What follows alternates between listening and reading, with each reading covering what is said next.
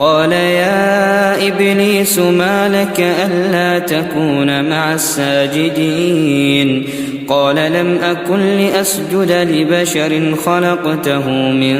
صلصال من حمأ